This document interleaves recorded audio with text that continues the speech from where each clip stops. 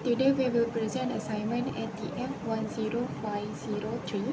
I am Nor Mazara binti Zakaria. The company we present is Nestle and Dutch Lady. Dutch Lady Industrial Berhad, established in 1963, subsidiary of Royal Friesland Campina, Netherlands, produce dairy products such as UHT milk and yogurt. Factory in Petaling Jaya focus on innovation, food safety, and community development. Nestle Malaysia Berhad, operating in Malaysia since 1912, subsidiary of Nestle SA Switzerland. Popular products like Milo, Nescafe, and Maggi. Focus on healthy eating, innovation, and environmental sustainability such as renewable energy. I'm Siti Nofata binti Abu Jalil, 824-83089. We present about ratio financial. For current ratio, in 2022, Nestle record a current ratio of 0.71 times, while Dutch Lady record 1.12 times. In 2023, Nestle ratio declined to 0.61 times, and Dutch Lady also dropped to 0.80 times. And in 2024, Nestle decreased to 0.55 times, and Dutch Lady increased to 0.84 times. For the quick ratio, in 2022, Nestle quick ratio was 0.21 times, and Dutch Lady 0.59 times. In 2022, Nestle increased to 0.22 times, and Dutch Lady stood at 0.32 times. In 2024, Nestle decreased to 0.20 times, and Dutch Lady improved to 0.37 times. So for the analysis, Dutch Lady consistently maintain a better current ratio than Nestle across all 3 years, indicating stronger short-term liquidity. So in quick ratio analysis, Dutch Lady outperformed Nestle in quick ratio every year, showing it had a better immediate liquidity without relying on inventory.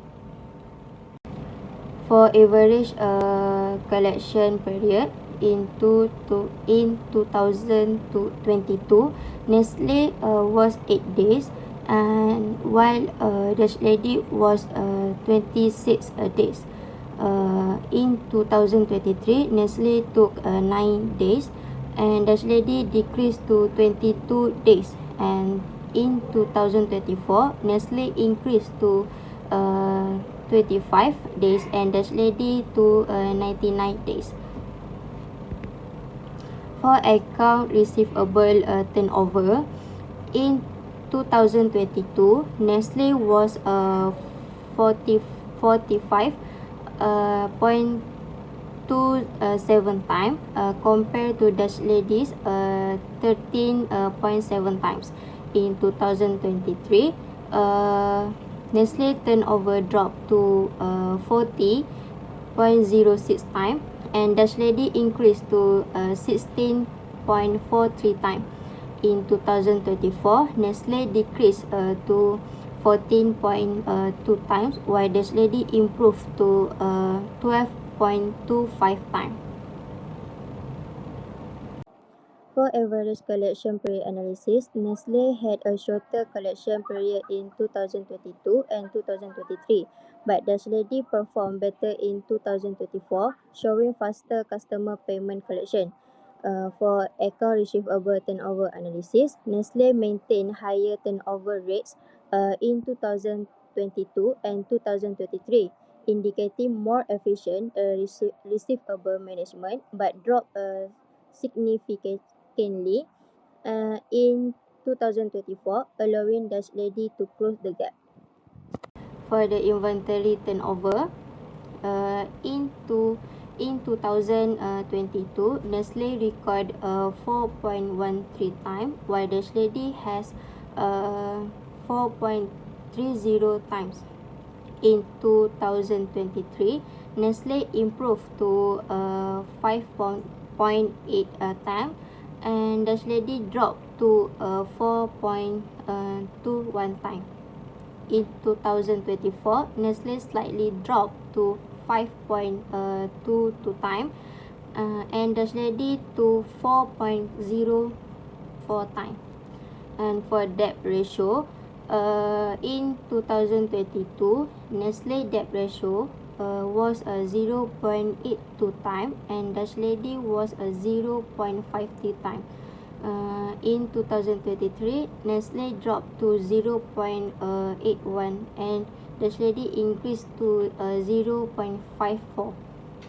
In 2024, Nestle increased back to 0.85, and Dutch Lady has improved decrease to 0.53. For inventory turnover analysis, Nestle shows stronger inventory efficient in 2023 and 2024, while Dutch Lady slightly led in 2022 but declined over time. For debt ratio analysis, Dutch Lady consistently maintained a lower debt ratio compared to Nestle, indicating a more conservative capital structure and low financial risk. Times interest earned is operating income divided by interest expenses. For Nestle, this ratio dropped sharply over the year. In 2022, it was 42.03 times, but by 2024, it had fallen to just 9.49 times. In contrast, the trading improved from 15.41 times in 2022. It rose to 24.75 times in 2023, then slightly decreased to 19.56 times in 2024. For the total asset turnover is sales divided by total asset.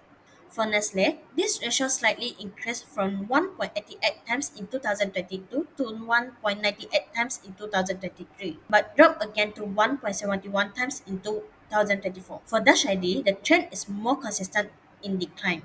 It started at 1.59 times in 2022, dropped to 1.52 times in 2023, and further declined to 1.35 times in 2024. With the analysis, Nestle's ability to cover interest fell sharply from 42 times in 2022 to just 9.49 times in 2024, while Dutch Lady improved to 19.56 times, showing better control. For asset turnover, Nestle remained more efficient than Dutch Lady, despite both seeing a slight decline by 2024. Fixed asset turnover is sales divided by net plant and equipment. In 2022, resulting in a turnover ratio for Nestle is 3.99 times, increased to 4.03 times in 2023, but decreased to 3.44 times in 2024. For the Dutch lady is 3.89 times in 2022, dropped to 2.87 times in 2023, and further dropped to 2.33 times in 2024. The gross profit margin is gross profit divided by sales.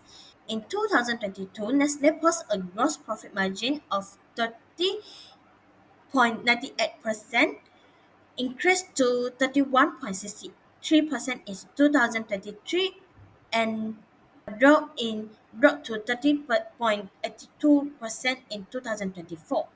For the Dutch rent, the gross profit margin was 26.54% in 2022 and improved to 29.69% in 2023, and further increased to 33.76% in 2024. With the analysis, in 2024, Nestle Fit Asset turnover dropped slightly to 3.44 times, while Dutch Lady fell to 2.33 times, showing lower efficiency. Nestle gross profit margin still stable around 31%, but Dutch Lady rose from 26.5% to 33.8%, showing strong improvement. Operating profit margin is net operating divided by sales. In 2022, resulting in a operating profit margin for the Nestle is 13.55% decreased to 13.32% in 2023 and further dropped into 9.78% in 2024. For the Dutch lady, the resulting for the Dutch lady is 4.21% in 2022, increased to 6.93% in 2023 and further increased to 9.0.9% in 2024. For the net profit margin is net income divided by sales. For the Nestle, the profit margin is 9.31% in 2023, in the increased to 9.36% in 2023 but decreased to 6.68% is in 2024. But for Dutch lady is 3.45% in 2022, increased to 5.02% in 2023 and further increased to 6.69% in 2024. In 2024, Nestle operating profit margin dropped slightly to 9.78%, while Dutch Lady up to 9.09% in 2024. It's showing a higher efficiency. The Nestle net profit margin dropped slightly to 6.69%, while Dutch Lady increased to 6.69%. It's showing Dutch Lady have a strong improvement. Operating return on asset is net operating income divided by total asset. In 2022, the result of operating return on asset for Nestle is 25.41%, increased to 26.31% in 2023, but decreased to 16.69% in 2024. For the Dutch lady, 6.68% in 2022 increased to 10.56% in 2023 and further increased to 12.24% in 2024. Return of equity is net income divided by common equity.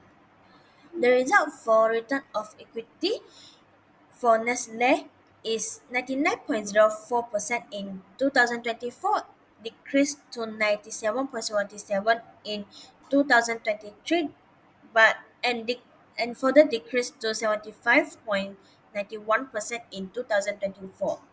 For the Dutch lady, 11.66% in 2022, increased to 16.56% in 2023 and further increased to 19.25% in 2024.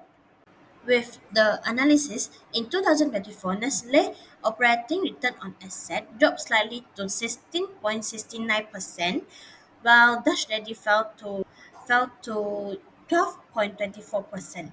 It is show, it is surely a good performance in the is showing a good efficiency. Nestle return of equity dropped to 75.91%, but for the Dutch lady are increased to 19.25% in 2024. It show a good performance is returned to shareholder.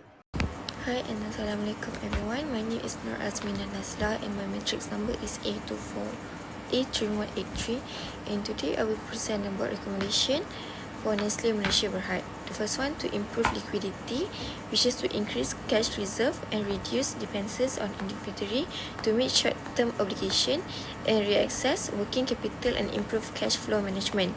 The second one, to enhance collection efficiency by implement stricter credit policy and offer early payment discount to encourage faster customer payment. The third one is to reduce debt dependence by lowering reliance on external borrowing by using retained earning or issuing new equity. For the third one is to improve operational efficiency by addressing the declining net profit margin by applying cost-cutting measurement and enhance productivity and review pricing strategy for better margin. The next one is recommendation for Dutch Lady Milk Industry Berhad.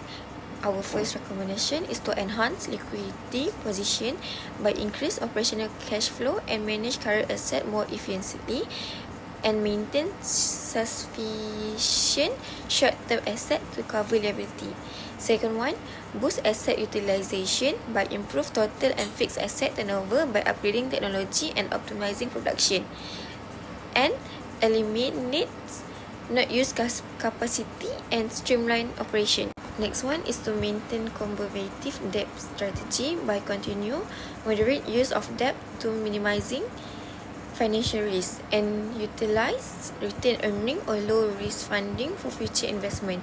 Fourth one is strengthen receivable management by monitor and shorten the average of collection period and maintain steady cash flow by enhancing credit control. Hi, my name is Siti Sarah binti Azansha and my metric number is A2483137, and I would like to talk about funding advice. For funding advice, number one is continue to invest in high growth categories including plant-based nutrition and health beverage.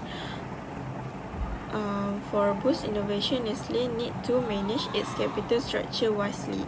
Since the high debt ratio has been long-standing, the firm should aim at gradual deleveraging through repayment of high-cost debt out of retained earnings. Number two is issuance of equity in the form of rights issues or private placement will be a source of additional capital to ease the burden of debt. This will assist in sustaining liquidity and financial sustainability. For number three, Dutch Lady must diversify its portfolio with health-focused dairy alternatives, for example, lactose-free and probiotic-rich offerings, in order to access its global R&D base. Number four is lean manufacturing and the upgrading of production assets. This can improve assets utilization and profitability while will improve credit control and better receivable management. That's all for me. In conclusion, both companies have performed well in different areas over the past year. Nestle is doing great in their profitability and market presence, but faces issues in liquidity, debt level, and operational efficiency. On the other hand, Dutch Lady have made good progress in profitability and returns, but need to focus on liquidity and better utilization of their assets. By addressing this financial weakness through the recommendation we have outlined, both companies will be a much stronger position to grow and remain competitive in Malaysia's food and beverage industry. These strategic improvements are especially important if their company plan to extend in the near future.